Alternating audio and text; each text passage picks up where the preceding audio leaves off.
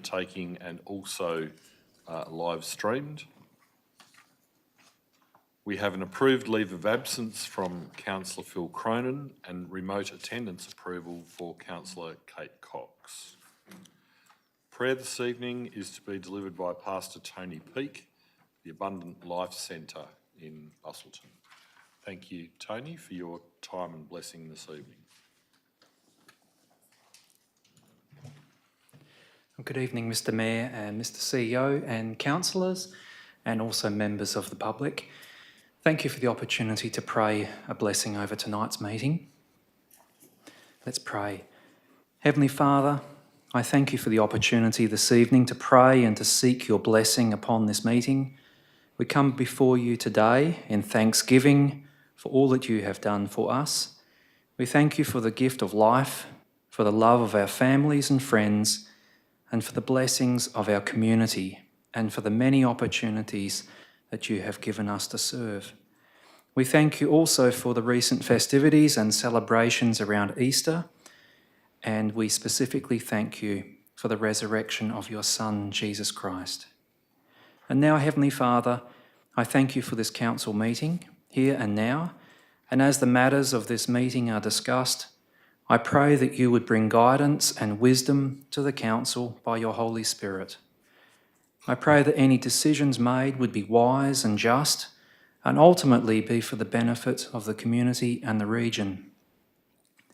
We pray together that you would use our council to make an ongoing difference in our city and region, to be a light in the darkness, and that your blessing would rest upon this meeting tonight. I pray all of this in the name of Jesus Christ, our Lord and Saviour. Amen. Thank you, Tony, and once again appreciate your time for coming this evening and bestowing your blessing, and we do appreciate if you do need to leave. Thank you. I have not received any applications for leave of absence or disclosures of interest from councillors. I have put in a leave of absence a few times now. And it's getting closer to now. We have received a request for leave of absence from Councillor Love for meetings in July, August and September. Sorry, that hasn't been. We can ensure them included in the next meeting, Michaela. Yeah. We won't forget next time. I apologise. Are there no disclosures of interest? Haven't received any disclosures of interest. Announcements by the presiding member. I will remind all in attendance that on Tuesday we will commemorate Anzac Day, which is obviously a day of great importance on the national calendar, the 108th anniversary since we have commemorated Anzac Day, and traditionally on the meeting closest to Anzac Day each year I do ask if we would indulge in reciting the Ode of Remembrance, and I would ask all able to please stand while I conduct that. Thank you.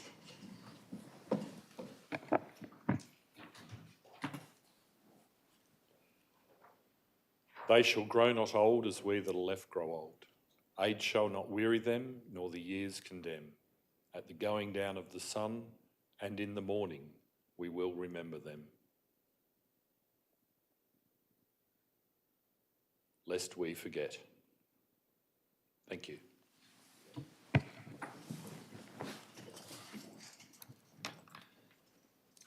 We now have an opportunity for question time for members of the public who wish to ask a question of the council. Any members of the public who would like to ask a question of council? Not. Move on to item 8.1, which is to confirm as a true and correct record the minutes of the council meeting held on the 15th of March. Sorry, Councillor Payne, did you? My sincerest apologies. I do have to opposition because I have only just realised there's an error in the minutes in the last item when I wasn't there, and I'm recorded as voting on it. in regard to the minutes? The minutes of 15th of March, I had to leave for an emergency during debate on the last item, and it's at 8:1. It's recorded as 8:1, and I'm still. Your exit isn't noted in the minutes? It's not, the exit's not noted, and the vote score is wrong. The subsequent vote score after Councillor Payne has exited the meeting would therefore be incorrect.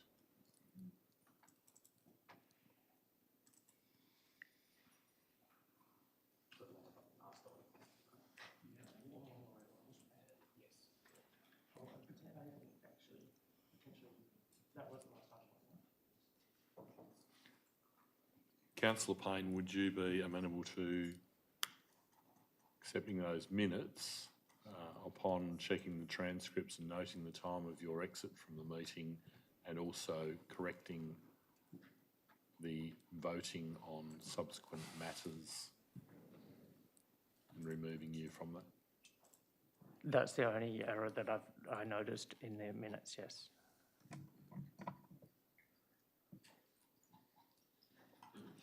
Otherwise, we will have to go back through and... Perhaps if we can amend the motion, so move the minutes with the following amendments.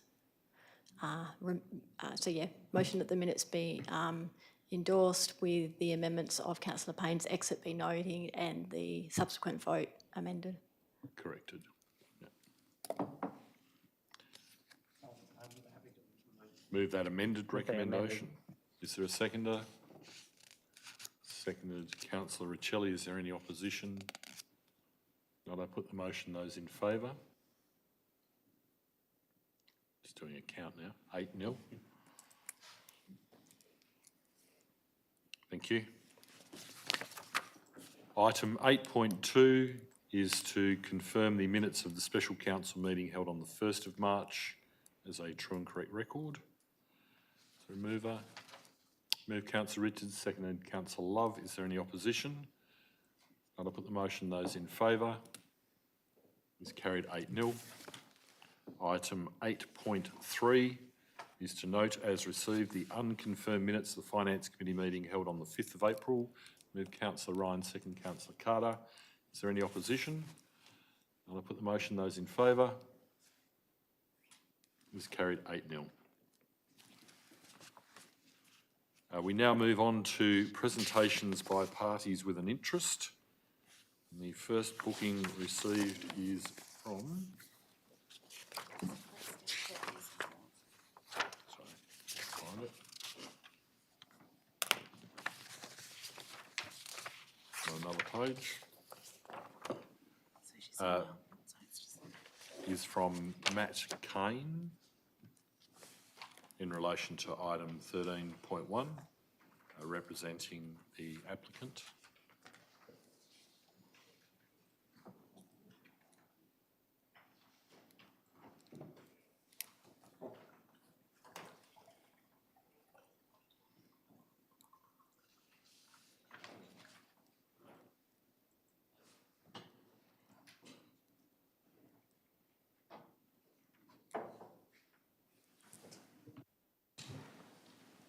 Thank you, Mr. Mayor. I note that we have a short period of time to speak to you this evening, and in doing so, noting that I provided a summary briefing deputation to the councillors earlier today through my office.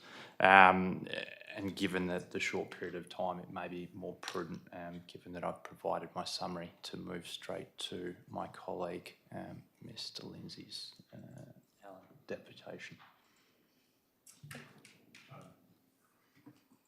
Thank you, Mr. Kane. Noting the late arrival of your submission presentation to council, I'm not sure that councillors have had an opportunity to open it, let alone digest it. We have been busy in council briefings since lunchtime today, so it's a little late. Thank you, Mr. Mayor. I'm happy just to provide a very brief summary of the deputation provided. Again, as I noted, we have a combined time period to address council, so I distributed that, but I appreciate your comments. I suppose I would firstly just jump straight to thanking the officers for their assessment of the application.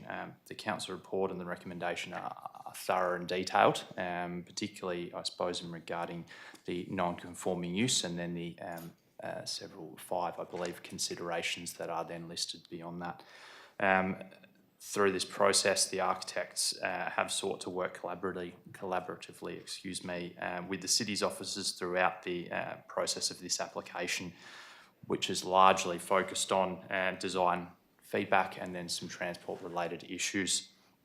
These have been addressed through the amended plans and the information provided to the city recently.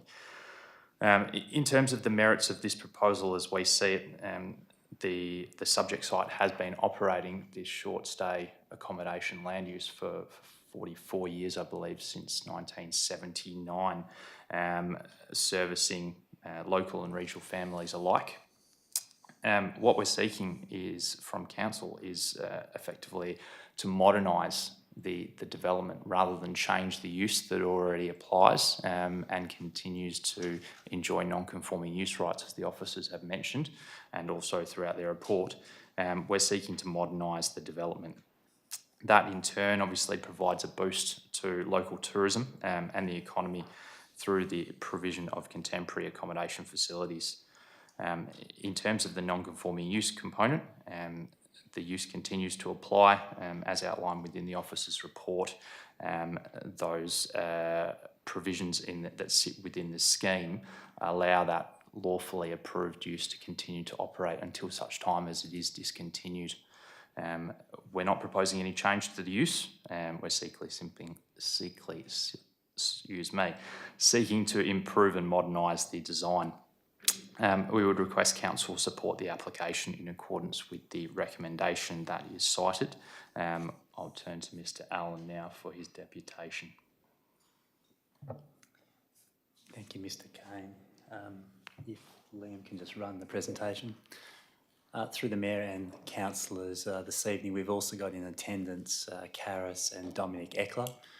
They're seated at the rear of the property. They're there to take questions from the councillors if they wanted to discuss the ownership and the operation of the facility over the last 3.5 years and the type of family groups that the facility is proposed to be targeting to. So I invite councillors to ask questions directly of the owners as required. I'll run through a presentation shortly, but firstly I'll just address the alternative motion by Councillor Carter, who I haven't spoken to, but appreciate the time and the effort he's gone to with the alternative motion. We agree in principle with that motion that's been raised, with a couple of clarifications. We're happy to retain the footpath along the front of the property. We're happy to include the verge or 3 embasements on Ford Road. We probably question a little bit the right turn into the property. We're happy to have the left turn out. And we're happy with the tourist management plan and the conditions that have been raised by him. So again, thank you. And all the other conditions the applicant is happy to support. I'll quickly run through the... Is there a way we can control it? Oh, sorry, it's here. You can just push. You just push the up and the down. Yeah. Is there a preference that you want to start with? No, I'm happy just to run through the proposal. We've only got 10 minutes, so I'm happy just to run through as quickly as we can. Yeah. So Joe will need to control from up there. So Because we're streaming the meeting and there is an attendance remotely, we need to control the presentation from here. If you can tell Joe when you require the page to be changed, we can do it that way. Joe, we're pretty good at this. It's like speed dating, and we have to go. We've only got 10 minutes. I think we've got something like 50 or 60 slides. So if you can just push me along, that'd be great. So you'll see the front page. This is a streetscape along the outside. Keep going. Thank you. So let's just run through the basic plans. I think that you've all seen the existing site plan, the existing trees. They've all been surveyed to quite a lot of detail. And this original submission was lodged with council back in February 2022. So you can see it's a well-considered proposal. It hasn't just been a spur-of-the-moment contemplation. Next page. Site plan, we've opted with a two-storey development on purpose, just to give us a larger landscaped area. So you'll see further slides down the track where we talk about greater than 20% deep soil zone and a site coverage less than 50%. Well done, Joe. Keep going. Keep going again. Existing site plan. So this is an important slide. So what I wanted to articulate with this slide is the design, the development we think is a far better outcome than the other R30 developments that are happening in the precinct. So I'd like councillors to probably focus on that slide quite heavily. We believe one crossover, we've retained the trees, we've only removing 2 trees within the property and 1 on the verge. We think it's a far better landscape outcome, far better urban design outcome than single residences crammed onto a block. Keep going, Joey. Slides with the existing versus the future. You'll see where we've taken material palettes from. It's a high quality development, so we're not looking for a short developer type model. This is actually well considered architecture, well crafted to sit into the coastal community. A lot of time's been spent on the landscape proposal. Keep going, Joe. You'll see the streetscape. The beauty of the streetscape, if you can just go back, Joe, is being a 2-storey short stay accommodation, there's no garages to the front development. So that gives us a great opportunity to have good vision to the streetscape, good engagement with the street, no garages and driveways, and no fences. So it's a real, from our perspective, it's well considered, and it's a great opportunity. Thank you, Joe. Previous schemes that we've submitted, again, we submitted back in February 2022, so lots of driveway options have been considered and gone backs and forwards with both consultants and with council and with the neighbours as well. Keep going. Amenity, next. So you see we've considered traffic in and out, we've considered footpaths going across, and again, we support the option of having visitor bays on Ford Road. Next one. We just did a Google search in terms of traffic flow. So this is, if you Googled the centre of Busselton from Ford Road, you wouldn't go down Duke Street. So if you're uninformed from the short stay accommodation, Google will take you around the outside. That won't take you down Duke Street. So that's straight from Google Maps. Next one. Passive surveillance, again, no garages out the front, no fences, good landscaping, gives us good visibility of the streetscape. Next one. Landscape and environment, I'm well versed, obviously the architect for Aqua, dealing with ringtail possums and the peppermint trees. You'll see we're removing 2 trees, well surveyed. Happy to have an arborist involved or conditioned to be involved in terms of the building development along the way to make sure that the trees are either retained or protected in the process.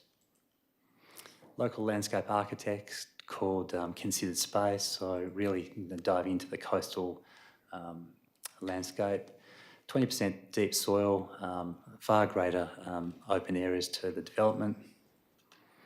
You see examples of the planting that's been used and being proposed. This is how it's applied into real life 3D, so the species that we're proposing and how that landscape would be interpreted into the concept, including into the front verge areas. Management, as outlined previously, there's an on-site permanent site manager that's got good visibility over the development that through the controls in place will be able to make sure that the development is well managed to be considered. Thank you, Joe. Next one. And that's our presentation. So thank you, councillors, for the opportunity to present, and council staff for the thorough assessment and review process. Thank you. Councillors, any questions? Councillor Riccelli? Thank you. Just a quick question regarding one of the points you raised, that Google Maps takes you on to Ford Road. I appreciate that might happen initially, but I'm just wondering if you've taken into account people's ability to actually learn that perhaps after the first time into town, that's probably not the quickest way. Thank you for the question. Based on the overall view, it appears that the sporting grounds get into the way. So the quickest way to the centre of Busselton is by Ford Road. Google doesn't lie, I don't think. Typically, it's the fastest way to get there and back, but I'm happy for somebody to tell me otherwise, that that's not the quickest way.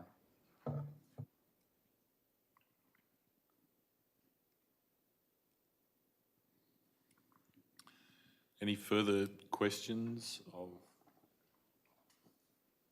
proponents in this case.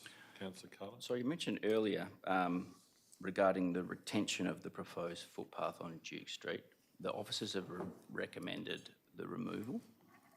You've noted that was in your letter, and I've questioned officers as well whether, because it's sort of a little bit ambiguous throughout the document. So you're happy with it to be retained?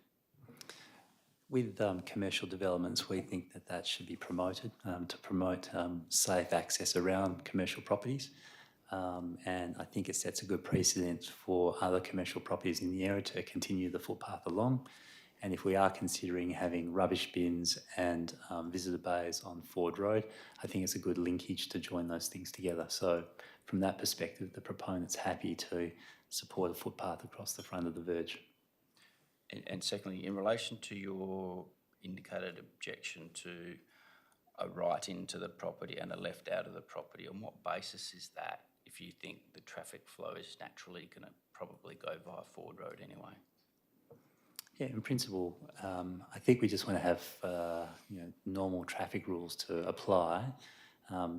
If you are concerned, we're happy to have a left out, and I think that makes sense. So even if Google Maps was wrong, it stops people turning right down Ford Road. So I think the logical left out is okay.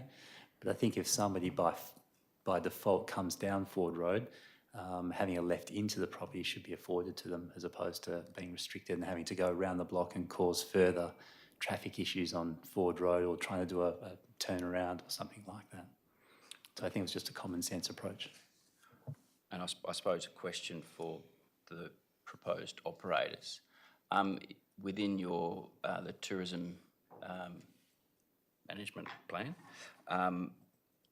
is there the capacity for you to inform your guests of the preferred approach to the site so that they don't use Duke Street in developing that plan?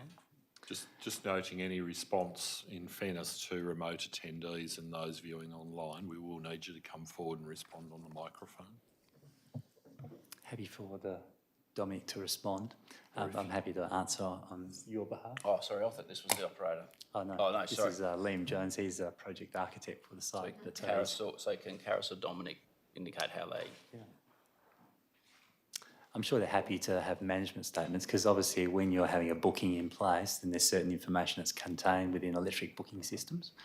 And so preferred access is probably a simple way to do that, but maybe it's a chance for Dominic just to respond.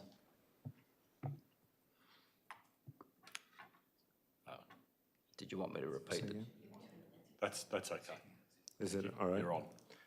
Sorry, just repeat the question one more time. I was just going to say, in preparation of the tourist accommodation management plan and the way that you interact with people that choose to attend your premises, is there capacity within that to provide a link or a click that uses a specific route to attend this to site to overcome people approaching your property from the west along Duke Street to turn in if we are proposing a right in, left out crossover? It is, yes, to answer your question, in the form of an email. Now, as of for every customer who's been coming to us in the past history, to get into town, the quickest way for us is Kent Street.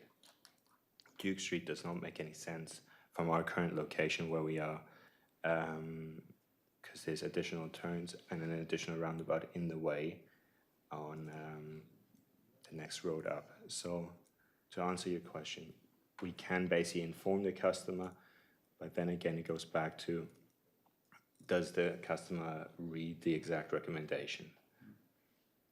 That's what it comes back down to. They can basically pay for the accommodation online and then have an online response, because that is the majority of how our customer base comes in. And with that online response, if they basically see a booking confirmation, that's pretty much all they need, and the address.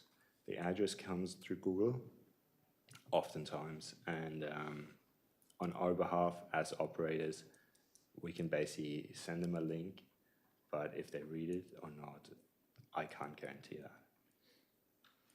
But to your point, But that's Councillor, something you could put in there. If they don't read it, there's not much we can do about that. correct, that means that additional support can go into the communications and whether they read it, but at least you've given them some guidance. Councillor Richards. As councillors, we've had considerable feedback from residents via phone calls, emails, presentations and site visits stating their concerns about the effect on amenity. Have you engaged directly with the residents and what considerations have you given to their concerns? Thank you for the question. The short answer is yes. So we have submitted the plans early to the council. We've listened to all the feedback from the advertising process, and plans have been significantly amended through that exercise. The plans have been released to the adjoining neighbour, who shared that with alternative neighbours as well at the same time. I've had phone calls from 4 residents. I've had emails from 2 residents, and we've taken that on board, and I believe we've made significant changes to the development from an architectural perspective, but also from an operational perspective. And we've been open to dealing with the alternative motions of councillors that we've heard over the last 3 to 4 days to consider their impacts. So, in short, I think we've amended this development significantly over the last 12 months to accommodate council's feedback, the community's feedback and the neighbours' direct phone calls.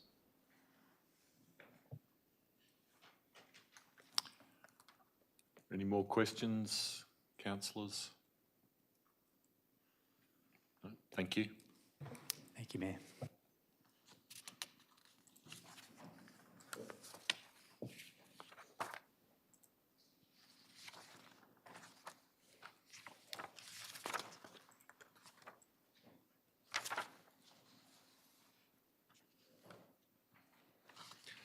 We have no further bookings for parties with an interest for this evening's agenda.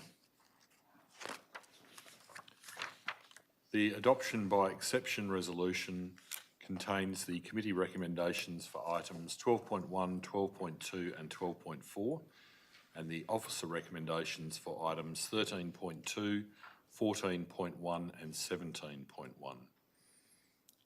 Is there a mover for the en bloc recommendation? Move Councillor Carter, seconded Councillor Love. Is there any opposition? And I put the motion. Those in favour? Is carried 8-0.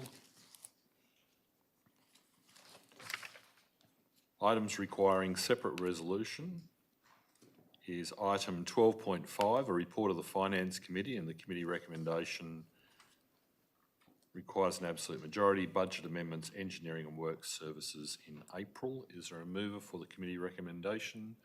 Moved Councillor Richards, seconded Councillor Love. Is there any opposition? There's not. I put the motion. Those in favour?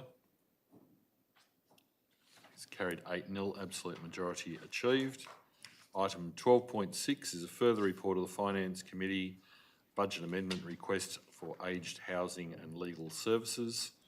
So I move for the committee recommendation. Move Councillor Love, second Councillor Carter. Is there any opposition? I'll put the motion. Those in favour? Carried 8-0, absolute majority achieved. Item 16.1, You Choose Community Funding Program, the pilot participatory budgeting-based program outcomes. Is there a mover for the officer recommendation for 16.1? Move Councillor Richards, seconded Councillor Riccelli. Is there any opposition? Not. I put the motion. Those in favour? Carried 8-0, absolute majority achieved. Item 12.3.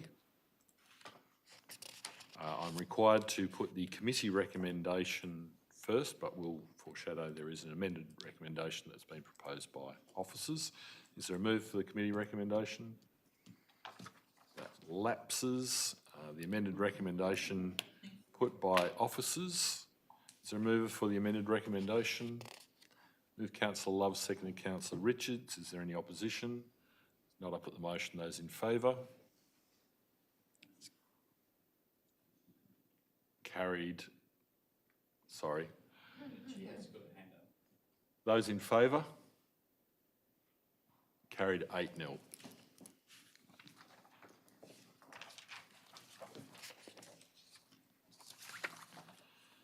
Item 13.1, the first alternative recommendation received. Councillor Carter, would you like to move your motion? Yes, I would like to move the motion. However, I would like item 3.1, bullet point 2, that refers to the removal of the proposed footpath along Duke Street to be removed so that there is so that a proposed footpath along Duke Street remains. But apart from that, it's as presented on the screen. Thank you, Councillor Carter. Is there a seconder for that alternative recommendation? I will second that recommendation if you would like to speak to it, Councillor Carter. Thank you, Mr Mayor. Having considered the application and the submissions received, officers have proposed that this development is generally consistent with our local planning policy and the relevant planning framework, and have recommended approval. And my changes, subject to a few changes, are in support of the officer's recommendation. And I feel that my changes will strengthen and clarify the officer's intent, perhaps without the point removing the footpath. Concerns following consultation were around non-conforming use rights, built form of the proposed development, other amenity considerations, traffic and transport considerations, and environmental considerations. The changes that I propose in this amendment are predominantly to address or further address issues relating to amenity for surrounding residents and the traffic and transport considerations. These are matters that we as council from a planning perspective can address through the conditions of approval we choose to attach to the proposal. I'm not addressing the matter of non-conforming use rights, as while contentious and not accepted by some councillors who are either not prepared to accept or do not understand the advice we have received, this land does enjoy non-conforming use rights, which enables the landowner to continue to use the land for the purpose proposed. These non-conforming use rights are established by previous approvals granted on the land, and from a decision-making perspective that we must make here today, it is simple as that. We cannot refuse or remove that right or propose to remove that right. Further, I'm not addressing built form, as changes proposed to reduce built form in alternative recommendations would effectively be refusal to the scope and a significant change. And we would potentially lose control on how activities are conducted on this site, and would lose the ability to implement conditions that can improve matters around amenity and transport and traffic implications for local residents. The proponents, as outlined in the revised plans, have addressed built form through increasing western boundary setbacks and removing balconies from the southern aspects of Unit 9. Officers have further addressed this through recommending the removal of balconies on Units 3 and 4, which I am supportive of. Significantly, if you look at the proposed plans and placement of buildings, hard stands, green space across the site, and view aerial photos of recently developed properties, as we saw earlier, in the vicinity of Duke Street from this site coverage of this development is lower in relation to those properties, and the environmental considerations or retention of habitat is higher. Further, this site being within 150 metres of the high water mark has the potential to go 3 stories, which would result in a significantly higher bulk and scale and density than what is proposed. Amendments to address amenity include increasing setbacks, as I mentioned, reducing side lot boundary setbacks, reducing the number of peppermint trees removed, minor amendments to pedestrian footpaths, added provision for bicycle parking, new concrete footpaths, and they did propose permanent screening to a minimum of 1.6 metres above floor level for Units 3 and 4. However, as mentioned, previous officers have removed the balconies on Units 3 and 4. Very simply, my intended changes are to firstly reduce the traffic and its potential impact on Duke Street and Duke Street residents through the introduction of the original parking embayment on Ford Road for buses, taxis and other rideshare vehicles, designing a left-out right-in crossover to the development off Duke Street so that vehicles can come and go to the complex via Ford Road, and also retaining the footpath on Duke Street. And secondly, attempting to address potential amenity issues for all surrounding residents by ensuring that conditions around the tourism accommodation management plan strongly focus on the key amenity issues of concerns of adjoining landowners. In having a tourism asset management plan that ensures the adequate records are maintained, guests are aware of their behaviour requirements and how the site is to be managed, and procedures are in place to ensure traceability of non-compliance so that when complaints are made, effective actions can be taken to reduce future non-compliance. So I urge you to support my recommendation. I feel that it's a recommendation that listens to the professional advice we have and also listens to the concerns and addresses the concerns of neighbours and adjoining residents in a way that we can actually control. So I urge you to support my recommendation. Thank you. As seconder, I reserve my right. Speaker against, Councillor Ryan. Thank you, Mr Mayor. I don't support this alternate recommendation, and I don't support Councillor Riccelli's alternate recommendation for the following reasons. Firstly, these alternate recommendations are just policy on the run and a whole lot of what-ifs. There is absolutely nothing in the legal opinion or officer's report that is a convincing argument or opinion that this DA should be approved. There is no case law on extension and expansion of non-conforming use. Let's be clear, it is an expansion on what is there now, not simply an extension of use. Councillor Carter, I do understand the opinion. What this DA suggests is an ambit claim, which this alternate recommendation is prepared to accept with a few tweaks. I say refuse outright. We're currently fighting 4 cases in the SAT. Why not another one? This debate revolves around 2 words, non-conforming use. Everything else is simply semantics. To vote for anything other than outright rejection of this DA means, in effect, you are allowing the non-conforming use to be extended and expanded.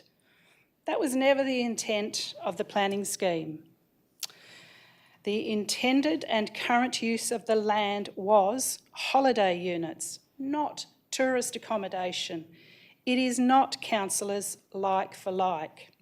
In relation to the amenity, ask yourself, would you want this next door, across the road, or even in your street? Imagine, councillors, this potential behemoth in your quiet little residential street. When the people who bought in this area, they were faced with holiday units. If, as we're told, anyone could have called the city for advice, what would that advice have been on that development that's there now? This DA does not fit within any of the permissible short stay uses, none. The short stay uses of chalet, guest house, hotel, motel, rural holiday resort and tourist accommodation are all prohibited uses within the residential zone. The officers refer to the Holiday Homes LPP providing clear guidance regarding the assessment of applications for development approval for holiday homes. No, it doesn't.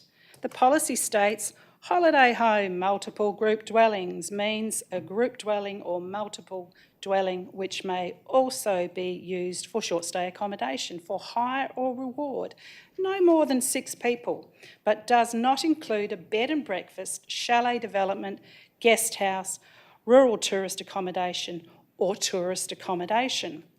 So why is this policy even being referred to? It doesn't apply. In effect, if we approve this DA, we set the case law. It is my argument that we simply reject the DA and set case law to enforce this is a residential zone. The amenity is extremely important, and extend means extend in the terms of non-conforming use, not an extension of size. Clause 311.3 states where an application is for a change of use from an existing non-conforming use to another non-conforming use, the local government is not to grant its development approval unless the proposed use is less detrimental to the amenity of the locality than the existing non-conforming use and is, in the opinion of local government, closer to the intended purpose of the zone.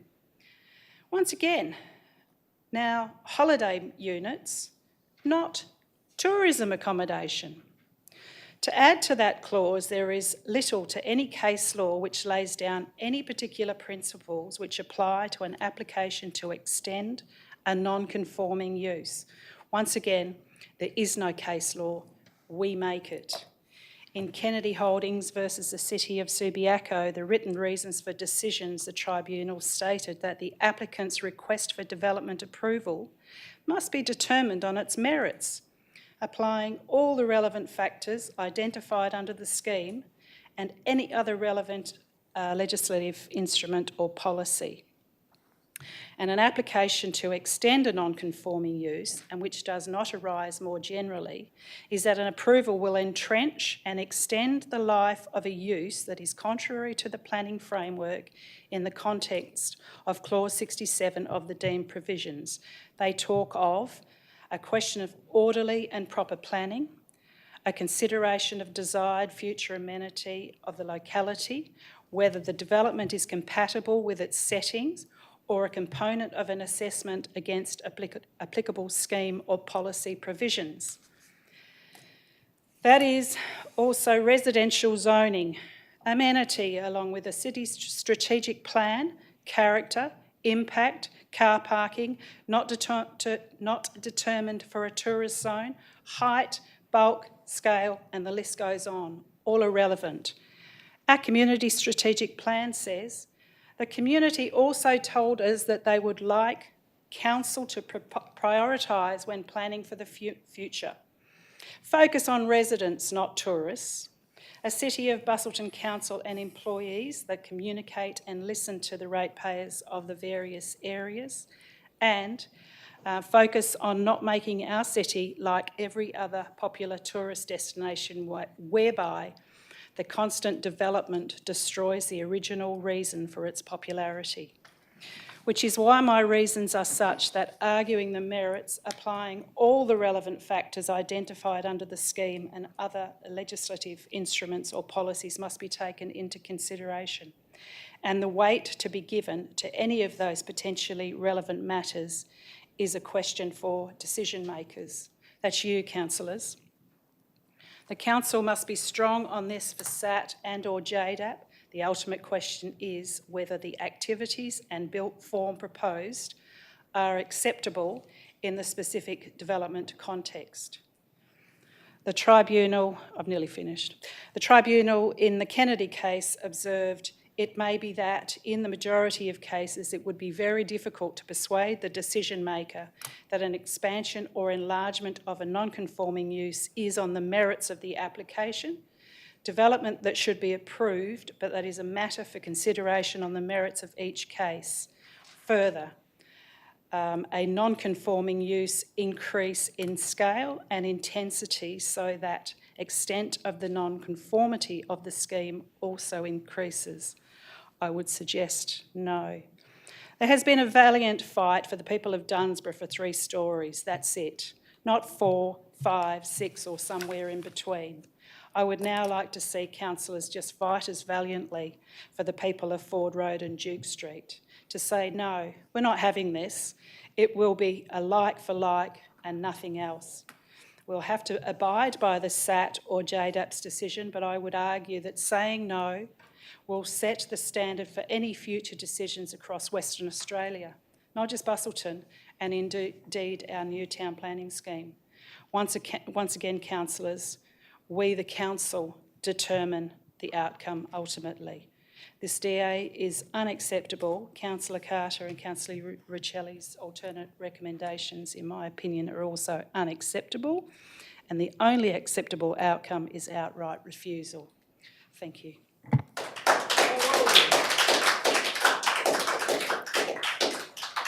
Is there a speaker for the alternative?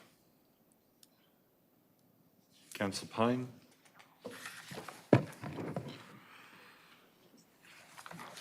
Thank you, Mr. Mayor. I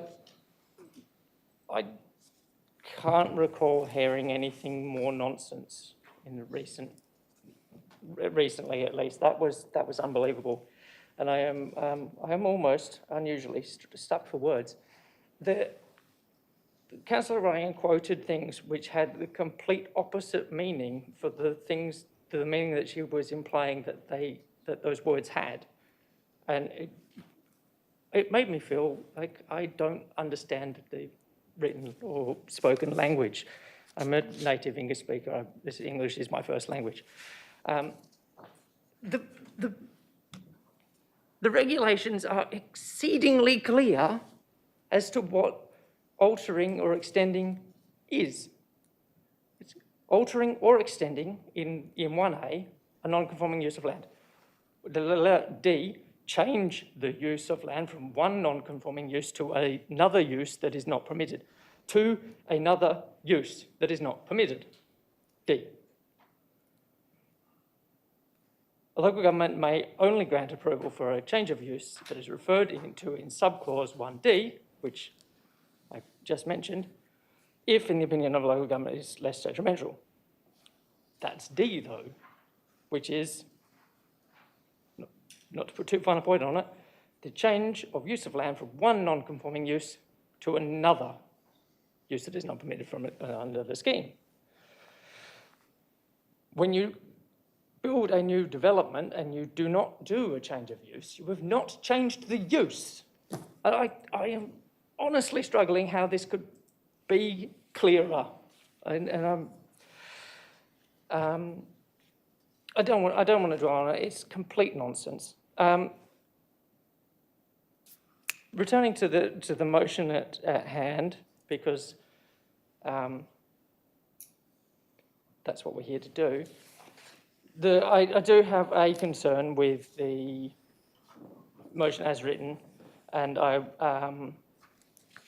will be, or I am foreshadowing an amendment to the motion.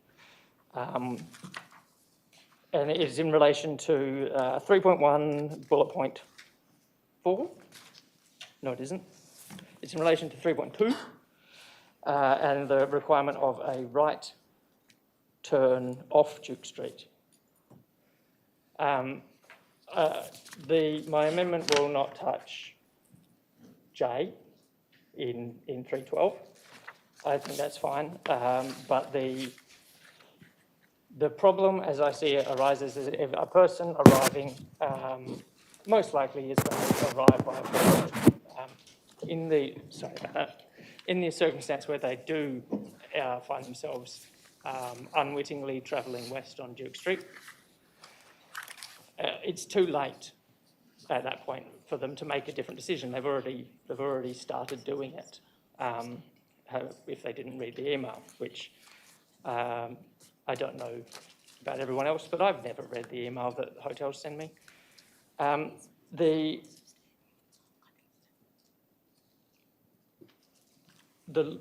all likelihood, it's not going to happen that often because of it is the less direct route. It's mostly that people are not going to be travelling west on Duke Street. They're more likely to be travelling east on Duke Street because once you're in there and you think that's the way to go. But that is resolved, I think, from the left turn onto Duke Street condition. The effect of the right turn, the requirement of turning, of only being able to turn right off Duke Street into the development, is that if that driver unwittingly does end up in the situation travelling west on Duke Street, then they get there, find out they can't, then they have to do something else, and they may not be familiar with the area, they may have arrived from Perth, they may be stressed, and now they have to do something. And it's not necessarily going to be clear in their head what it is that they have to do. It might be travel down to Marine Terrace and do a U-turn, but that's not something that that they're going to know in that moment, and it's also not necessarily a good outcome for Ford Road for that extra traffic in that circumstance, which probably won't happen that often anyway. So the amendment which I will move is to amend 3.2, sorry, to delete the words right turn off Duke Street and. Thank you. I note that amendment. Councillor Payne, is there a seconder for that amendment? I believe it can also be covered through the management plan by encouraging people in some way. Sorry, you're seconding the amendment. Is there opposition to the amendment? There is. Would you like to move that amendment, Councillor Payne? I did. Very well. You have moved it. I've not Did much you wish more to say speak it. further to it? No, thank you. Did you wish to speak as second? Does anyone want to speak against the amendment? Just to simply say that it's just policy on the run again. Not sure of the relevance, but I will put that amendment to the vote unless you wish to respond. Thank you. Those in favour of the amendment? Those opposed? The amendment is lost 3-5.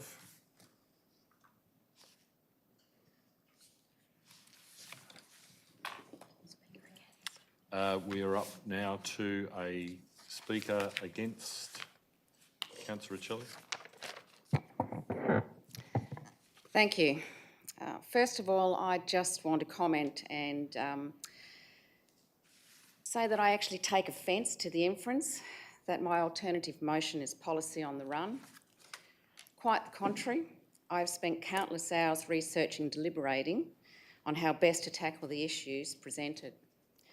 I also take offence to the inference that I would fight more valiantly for one cause over another. That is actually questioning my integrity, and that's not okay. Back to the motion at hand. I support Councillor Carter's efforts to address traffic concerns, and I'm pleased to note that he has included some of my suggested changes, such as the parking bays on Ford Road, a dedicated area for bin collection on Ford Road, and we both agree with the left-hand turnout onto Duke Street. However, Councillor Carter's alternative does not address the proposed built form of the development with regards to scale and intensity. I firmly believe that this application needs to be deferred to allow the proponent time to take into account the valid concerns expressed by residents and to adapt the design accordingly. Currently, the existing development consists of 5 small-scale short-stay units, allowing for 30 occupants. The surrounding area is a quiet residential area zoned R30. The land is privy to non-conforming use rights, which enables short-term accommodation. However, it is clear that the original intention when granting this non-conforming use right was not to encourage a large-scale short-stay development. I appreciate that without the non-conforming use right, residential zoning would still allow, for example, holiday homes to be built, and this may lead to 9 grouped dwellings. But the difference is that this would only allow up to 6 occupants per dwelling. In other words, a total of no more than 54 occupants overall, compared to the current 90 being proposed. In considering this application, the officer recommendation clearly sets out the need for Council to consider Clause 67(2) of the Dean provisions. This clause asks us to give due regard to the overall compatibility of the development with its setting and the relationship of the development to the other developments close by, which in this case are all low-scale residential houses. It asks us to consider the proposed bulk and scale and whether tripling what is currently there is compatible with the setting. It asks us to give due regard to the effect this development will have on the amenity of the location. It is important to remember that whilst it is within the city's power to grant approval for this application, we need to use our evaluative judgment and planning discretion to decide if the increase in scale and intensity is acceptable in this instance. Yes, this judgment was demonstrated in the Kennedy Holdings City of Subiaco case, whereby it was determined that the expansion or enlargement of a non-conforming use should be considered on the merits of each individual application. That is exactly what I'm proposing here. Let's consider this individual proposal on its merits, or rather lack of. Is it compatible with the current setting? Will it be detrimental to the character and amenities? And is it considered a reasonable extension? Should you reject Councillor Carter's alternative, I will propose that the applicant's design be amended to reflect what would be permissible if there was no non-conforming use right and the proponent could only build 9 grouped holiday homes. This would allow for no more than 54 occupants with a capping of 6 per dwelling, a much more reasonable extension. It is also relevant to mention that I sought some advice as to whether the SAT or DAP would possibly support some of my recommended changes to the built form, and was advised that they too must weigh up clause 67 in the same manner that we do. They also need to consider what would normally be allowed if the non-conforming use did not exist, and therefore assess the proposed development against its setting. There are no certainty with regards to what may transpire if the proponent chooses this avenue. All we can do as councillors is to listen to all concerned, weigh up all of the relevant legislation surrounding this matter, and then make an informed decision using our evaluative judgment and planning discretion to decide if the increase in scale and intensity is acceptable in this particular individual case. I commend Councillor Carter for his suggested changes, but it simply just does not go far enough to address the issues raised by residents concerning this development. Thank you. Thank you, Councillor Riccelli. Is there a speaker for the alternative recommendation? Speaker against? If there are no speakers for or against, then I will speak as the seconder of the motion, exercising my right. This is a non-conforming use, and there are hundreds of examples of these throughout the city of Busselton. I think of one that was mentioned as I drove past yesterday as the service station in the middle of Dunsborough. If it were to be proposed today, it would not be permitted. We've excluded an X-use in our planning scheme, service stations within the town centre of Dunsborough. However, were someone to come along and decide that they wanted to buy that property with an existing land use right on it and change its purpose, not change its purpose, but change it, then that would require an approval to change it to something else that is not approved in the town centre. That would require approval and the consideration of the detrimental test. But that is not the case. If someone were to knock it down and build another service station there, yes, they would have to go through the whole rigmarole of the Department of Water and the Environment and a lot of other considerations with regard to traffic and exercising of discretion, which is what we do for any development that isn't an approved use. The non-conforming use allows that, and it rides with the land, not the building, not the business owner, with the land. And it remains in perpetuity, and until it is extinguished, and we have been informed when those extinguishment tests, whether the property is purchased by the local government or whether it ceases to operate for a period of over 12 months. That is not being proposed here. It is an extension of that non-conforming use in tourism. It is not a change, and therefore those impacts that have been mooted are irrelevant. Alternative uses to a 3,000 square metre block in this area could see an application for an upscaling of zoning to provide housing, residential housing, social housing, at least 9 under the current R30 zoning. And indeed, on the block across the road in the aerial image, it's easy to count 10 individual dwellings on a smaller sized dual block. I think the traffic left out onto Duke Street is a good mitigation of some of the traffic impact that we've heard extensively from the residents of Duke Street. It will take traffic out of there. It will allow headlight sweep to go down the road rather than directly across the road into those direct opposite neighbours. And it will also reduce the traffic on Duke Street, which is a quiet street. Not as quiet as I remember when I first visited friends there 20 years ago. It was all houses and pretty much all trees down the sides of both roads. It has changed. Busselton's changed. Our population has doubled in that time, and we need to accommodate those people. There is a right there to develop within that, and within the proximity and the non-conforming use they are allowed. To refuse this application requires us to exercise the discretion and to find unconditionable fatal flaws. I don't believe there are those fatal flaws. The bulk and scale could have been reduced, but it is what we are being asked to consider. And if you look at surrounding properties, it is not totally out of consideration. The holiday home local law was only mentioned in the report because there are no set parking provisions in that tourism zoning. So there was a comparison made to what would be required if it was under that holiday home.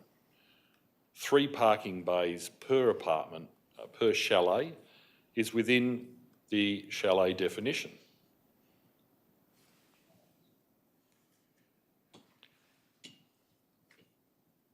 The proponents and their representatives have tried to present a design that is architecturally appealing, that addresses environmental concerns by having 2 storeys rather than full lot utilisation and allowing the retention of trees and that habitat. We've heard some referrals to the City of Subiaco, Kennedy and the City of Subiaco. In that case, the extension to the non-conforming use was approved. And they were, in the reasons and the comments, urged to use the discretion to ensure that those discretionary items were addressed and considered by the decision maker. Parking, environment, water, health, all of those other considerations. A decision of council does not set a legal precedent, Councillor Ryan. A decision of a court sets a legal precedent that can be challenged. There is a decision in Kennedy that does set a precedent. If you want us to go to the SAT to try this, then that is the path that we can follow. But I do remember many years ago, starting as a young councillor, when the new acting CEO was quizzed on the number of SAT appeals we had and was urged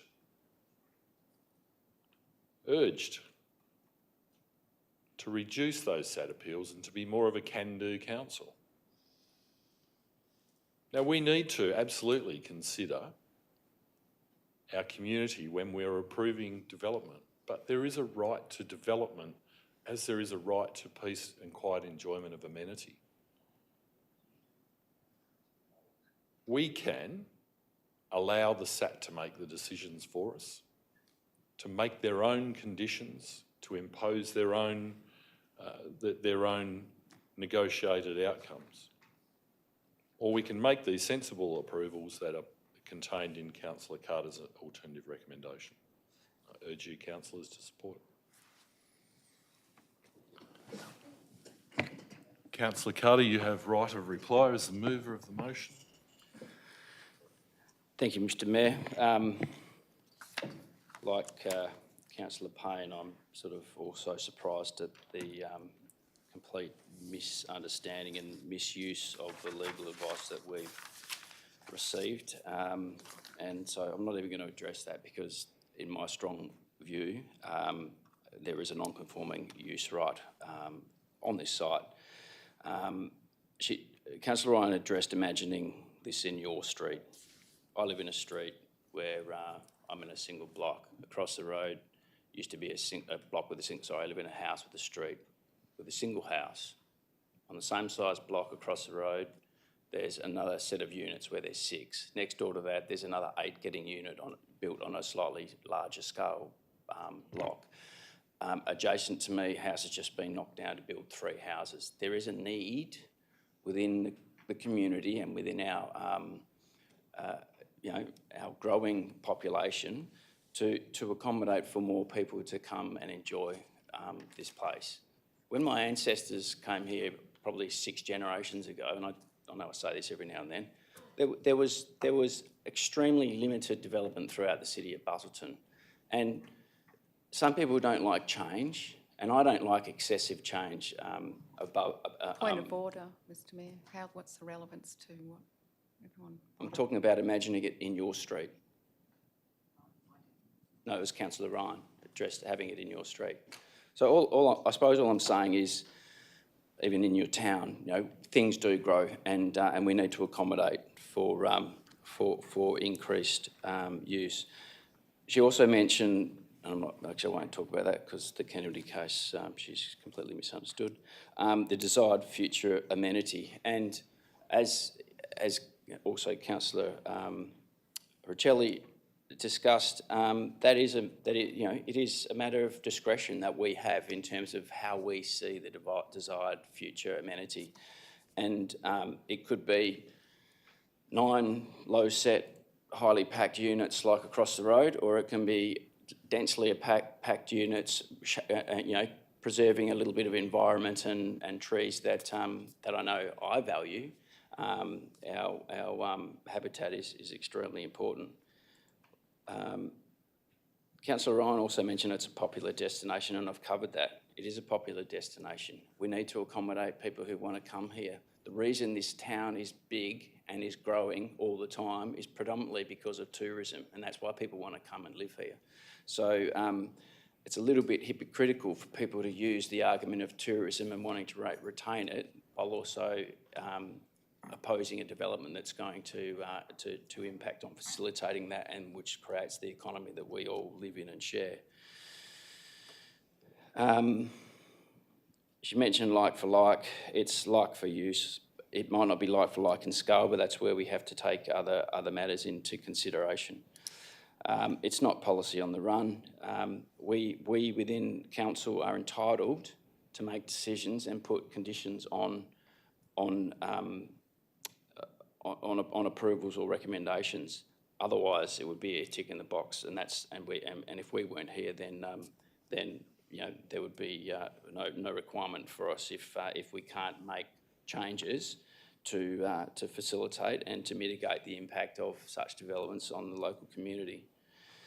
Again, Councillor Riccelli mentioned policy. Oh, sorry, no, that was in response to Councillor Ryan, which I also agree with Councillor Riccelli's sentiment regarding policy on the run and questioning our integrity, knowing how much time Councillor Riccelli has put into her recommendation and me too into mine, and obviously other councillors familiarising themselves with this proposal. I touched on bulk and scale previously, as Councillor Riccelli indicated. As I mentioned in my presentation, this property could go 3-storey. It could, there is. I think I would rather it as it is and having more green space and less bulk going up than 3-storey. Probably have more green space, which they won't. They actually don't need to remove many more trees to go up. I sort of question the logic of, yes, we do need to use our judgment in relation to bulk and scale and the effect on amenity, which I feel that I have definitely taken into consideration.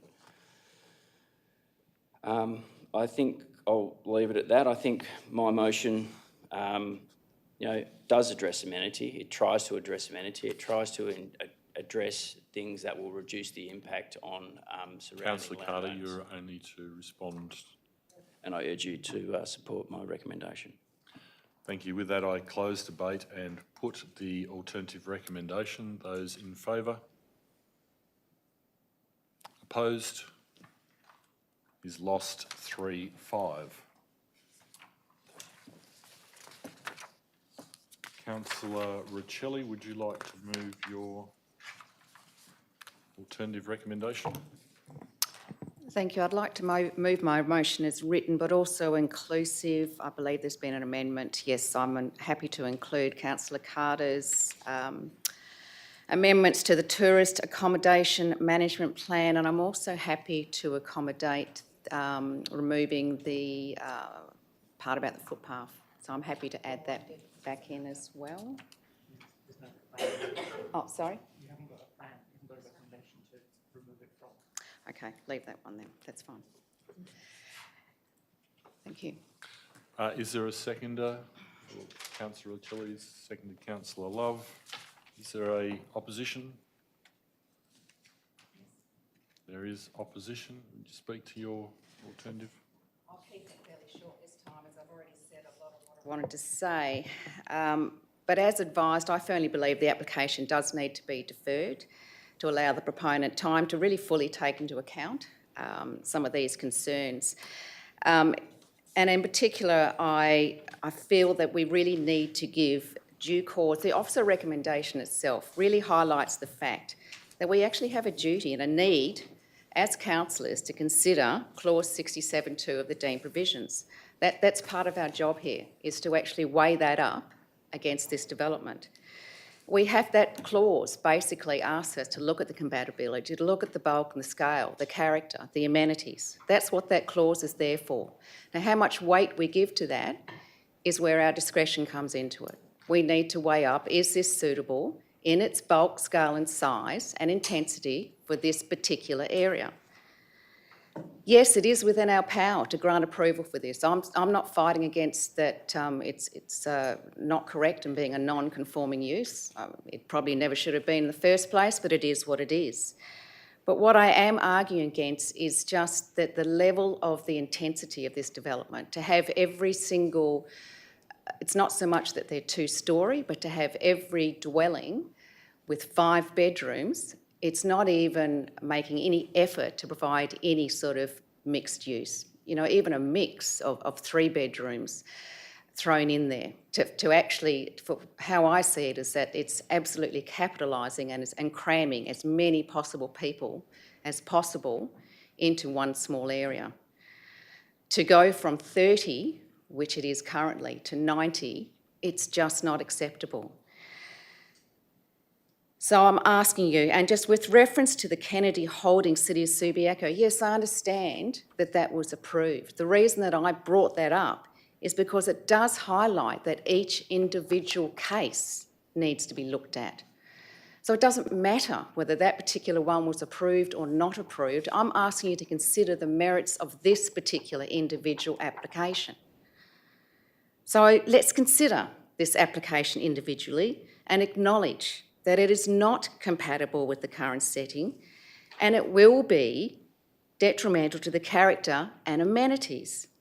I ask you to use your evaluative judgment and planning discretion and conclude that the increase in scale and intensity is not acceptable in this particular individual case.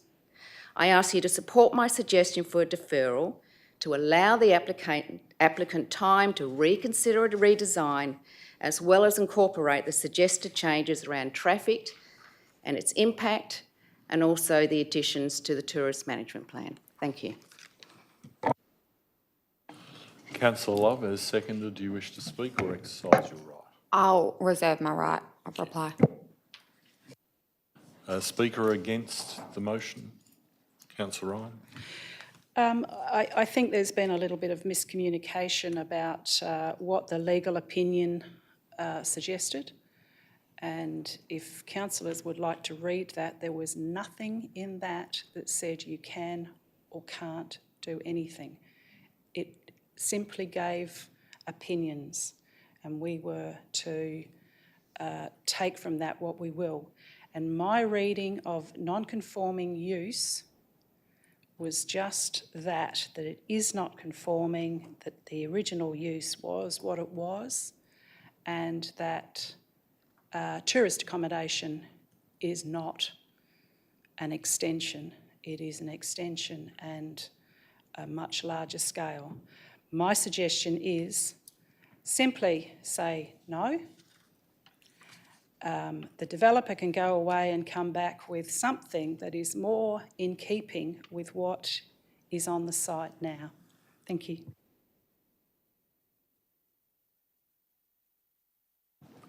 Speaker 4, Councillor Richards. Thank you, Mr Mayor. Just on the non-conforming use, whilst 3.11.3 refers to changing from one non-conforming use to another non-conforming use, which this proposal does not, it also speaks to the proposed use being less detrimental to the amenity of the locality that the existing non-conforming use, and is, in the opinion of local government, close to the intended purpose of the zone, which is residential R30. The officer report states 3.11.1b is not relevant to this application. However, I believe it is relevant due to the increased activity impacting amenity.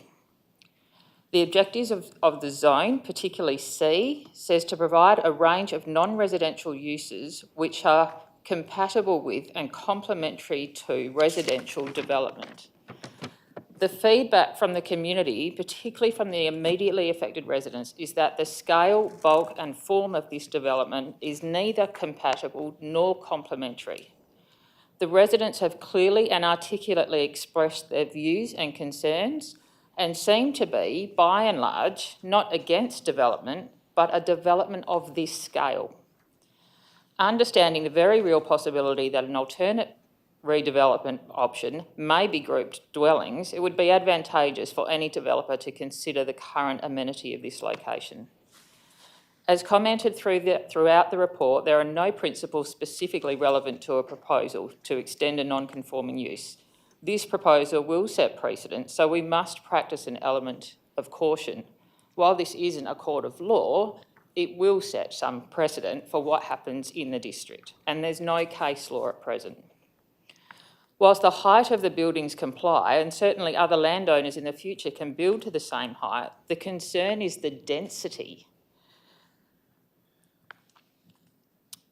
The density of this proposal will impact amenity, as Councillor Riccelli's alternative addresses in point E. It goes to the bulk of the scale. I support Councillor Riccelli's motion because investment attraction is important to our district, and we want to encourage that. We want to encourage developers to invest here. Officers make the point that if substantial changes are considered necessary, an application should either be refused or, as in this case, the applicant given the opportunity to modify the proposal to address identified concerns. I believe that is a better outcome than an outright refusal. Thank you.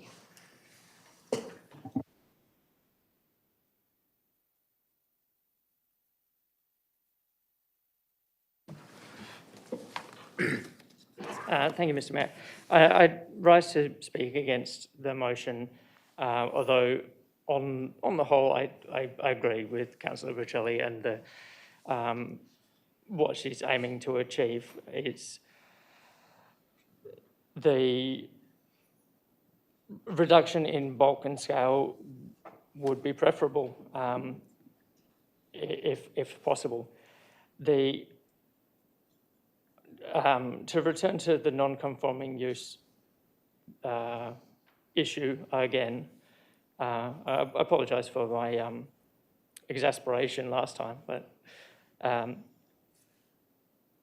it only does three things. The regulation 23 only does three things. It it puts a requirement on the developer, the applicant, to get a planning approval, even in cases when otherwise they wouldn't have to.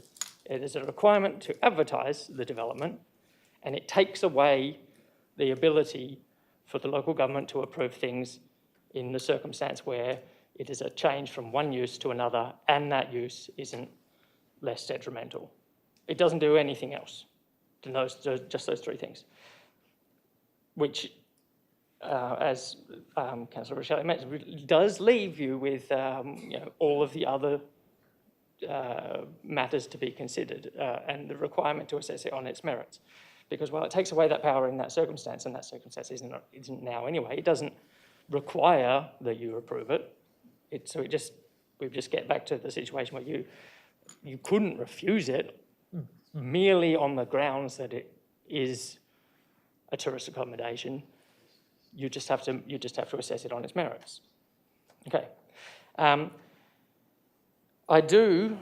this is why I am speaking against the motion while apparently supporting it. I do have serious concerns around E, and I will be moving an amendment to delete E, because as I see it, a requirement for the, while, should the applicant come back with a new plan that would, if it was an application for residential, be considered approvable on that grounds, however, still maintain that it is tourism accommodation and it's approved as tourism accommodation, the developer would retain, that land would retain the right, the tourism accommodation right, development. But in all other respects, it would appear to be of the same height and scale and bulk and etc. of a residential development in the same setting. Okay. But to require, to not assess it until such time appears to be saying that the full extent of the right that is accrued through the use of the land is not going to be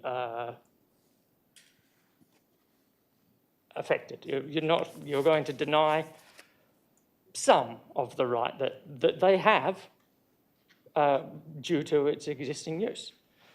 And the developer, the applicant, would be within their rights to say, no, thank you. And if they take this as a deemed refusal, if they do not resubmit plans, then there would be no reasons for refusal from the council because we didn't refuse it. The alternative recommendation would be the best and closest we would have to a reason for refusal, which would be what the SAT would be considering as to whether or not it was valid. And it wouldn't be, because you cannot refuse it merely because it is a tourism accommodation. You can refuse it because you think it's too big, but not for what is hidden behind E.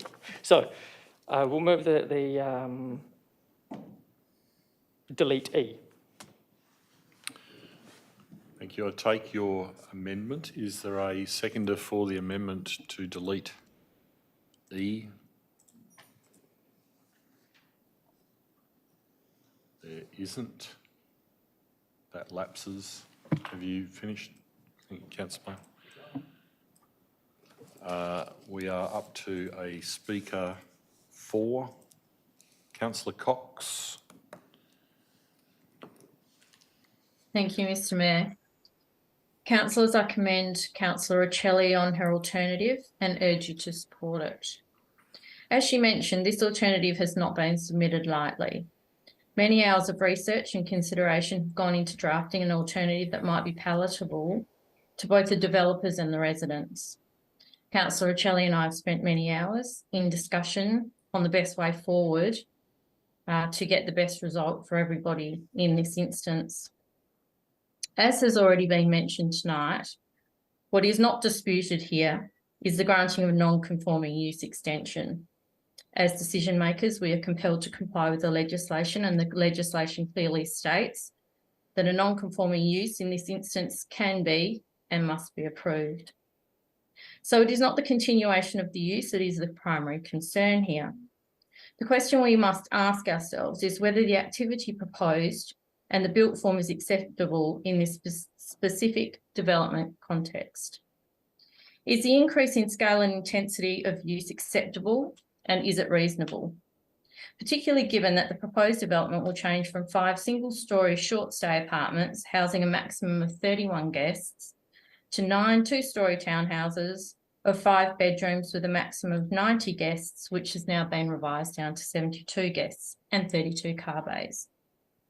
Whilst it is within our power to approve this development in accordance with the original officer recommendation, in my opinion, this does not address traffic and amenity issues that have been continually raised by the community. Councillor Riccielli's alternative at least goes some way in giving the developer an opportunity to acknowledge and hopefully address the potential issues that may be associated with this development.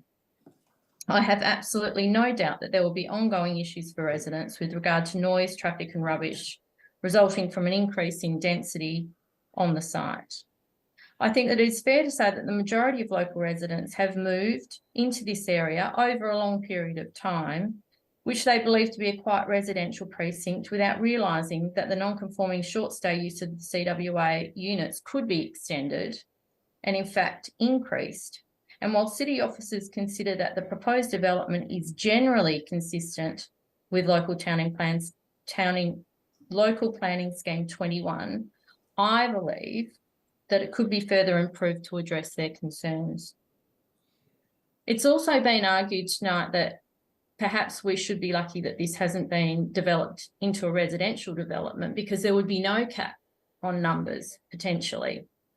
However, I think that it would be highly unlikely that if it was developed in a residential context, that you'd actually find 9 units with 5 bedrooms and 10 or 15 people in each unit. In fact, if it was developed residentially, it would probably be a much lower scale development, despite the fact that it's R30 and it could be uncapped. I don't think it would be, in fact. And I think it would actually have a lot less impact on the local community. I think you'd find a few 3-bedroom, 2-bedroom units in there, maybe with a maximum of 5 or 6 people in each. So I think that the argument that we should be grateful that the short stay use is being continued is not necessarily relevant. The developer claims that this development will have no undue adverse impact on the amenity of the surrounding area. I disagree. Further, the developer says the proposed site is responsive, contextual, and will provide improved amenity and convenience to the subject site. Additionally, I disagree. I would therefore commend Councillor Riccielli's alternative to you councillors. I think it's the best compromise. We are stuck here between the developers and the community. We just want to find a good outcome that's going to keep everybody as happy as we can, whilst allowing the developers, obviously, to develop the site, but in a way that is not going to adversely affect the local residents. Thank you. Thank you, Councillor Cox. Is there a speaker against? Speaker for? I will exercise my right. Exercise your right, Councillor Love, as seconder. I'm going to just keep this really quick and brief, just because I believe Councillor Cox and Councillor Riccielli and even Councillor Richards and even Councillor Payne have addressed quite a lot of the points. In my personal opinion, and from what we have read with our local planning scheme, they do have a legal right with their non-conforming use to do what they're wanting to do. However, I believe that Councillor Riccielli's amendment does provide the proponents an opportunity to address the neighbours' concerns on the amenity of their development, and also to reduce the bulk and scale. I really think that the bulk and scale does need to be reduced. I know that Duke Street may have gotten busier in the last 20 years, but I personally have walked down Duke Street many years growing up, living quite close to the area many years ago, and found it was quite quiet even still then. And I personally was one of those school students that would love to walk down there because of the quaintness and how nice the environment is. And I'd hate to see that that impacted in a negative way due to the traffic and amenity being disrupted.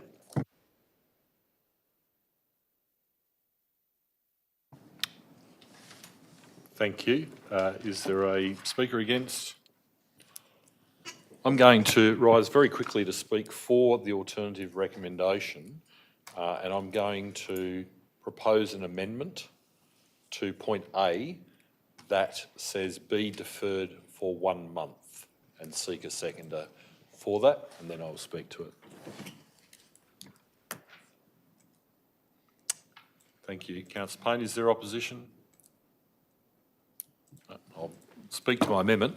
I would like to propose this amendment because I do not think that it is fair to either the community members or the proponent and their representatives to be left hanging. The alternative recommendation suggests that this be deferred pending the applicant's consideration of design changes and conditions. So therefore, I would like to see a finite date set rather than an indefinite period of deferment, which could lead to a deemed refusal or indeed in a no outcome, which is certainly less desirous in that, or could in fact lead the proponent to, given the longer time frame, simply resubmit the application under a different decision maker process. So that is the reason that I'm proposing that amendment. Just to clarify, do you intend to keep the words after a month? Yes. Is there a speak against? Yep, Councillor Shelley. Just quickly, I don't have an issue in principle with the date being put in. I'm just concerned that 1 month, considering that I'm ultimately asking for some design changes, I just worry that 1 month won't be sufficient time for the applicant to do that, basically. So would you be prepared to perhaps go 6 to 8 weeks? I just think that 1 month is very short turnaround time.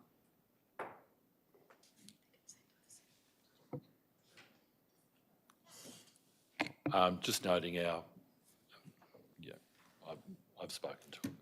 No, I think 1 month is sufficient to turn it around if that consideration is to be given.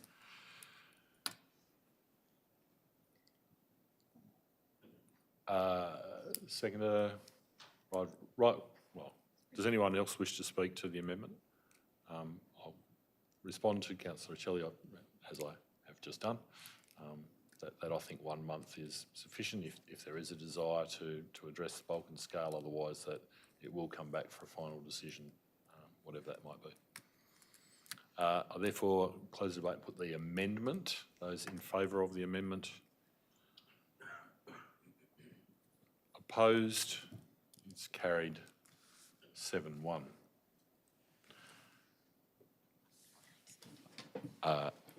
Now to the substantive.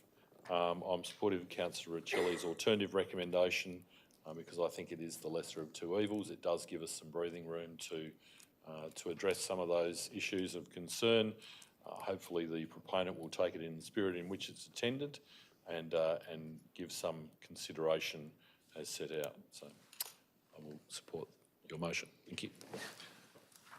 I think. Yep. Councillors' right of reply. Councillor Love was the seconder. She's the second, and she's right already. Yeah, sorry, the closing. Councillor Riccielli's the mover. Right of reply. Yeah, I thought she already exercised that, councillor Love. Councillor Love was the seconder. She's exercised Oh, the you right to mean, speak. sorry. Councillor Riccielli, right of reply. Sorry, Councillor Carter. I'll did make you it very wish to brief. say- I'm sure everyone's very tired. Look, I just want to reiterate, I guess, several councillors mentioned that they were certainly keen to see some reduction, specifically in the scale and the actual intensity. Hopefully, I was heartened to see that the proponent was prepared to consider some of the traffic amendments, so I'm hopeful that perhaps there'll be some consideration taken to just lowering the scale so that, there's a good outcome for all involved. Thank you. Thank you. With that, I close debate and put the motion. Those in favour? Opposed? Motion is carried 7-1.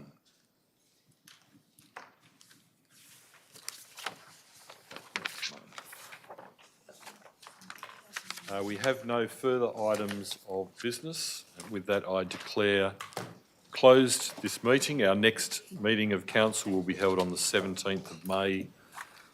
And I thank you all for your attendance.